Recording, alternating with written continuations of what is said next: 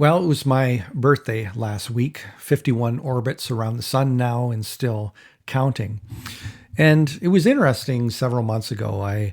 Over a period of 1 week, I bumped into two non-believers that I know, both in their 50s, and we were just chatting away about what it was like being in our 50s now. The realization that we're not young anymore and that health-wise anything can happen and that we really don't know how much longer we have here on good old planet Earth. And I found it very interesting, their perspective, their take on all of that. For them, it was extremely important for them to fulfill their bucket list, to do those things that they've always wanted to do before they died. It was extremely important for them. And of course, there's nothing wrong with having a bucket list. I have one. So far, I've skydived 4 or 5 times. I've bungee jumped, I think, 2 times. I've scuba dived. I'd really love to see Israel before I die, amongst many other things. So there's nothing wrong with having a bucket list. But, it got me thinking, is there a Christian bucket list? Is there something as a Christian I should be doing, making sure that I do before I die? And here are 3 things that I want you to consider. The first thing on every Christian's bucket list is sanctification.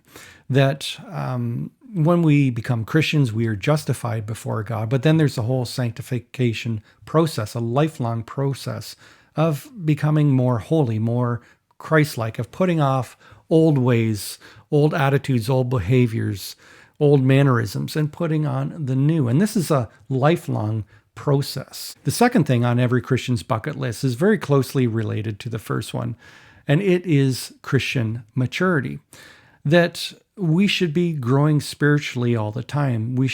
Our understanding of the ways of God, our understanding of the Bible should be increasing. If you've been a Christian for 10 years now, and you're still in spiritual diapers, you're still eating spiritual baby food, then, well, it's time to put on big boy pants and grow up. And the third thing in every Christian's bucket list, something that God requires of all of us, and that is fulfilling the Great Commission. Jesus commanded us to go into all the world, preach the gospel, and make disciples, to mentor new believers. Now, I don't think God expects us to all be Billy Grahams. I don't think he expects us to sell all of our belongings and move our families to deepest, darkest Africa.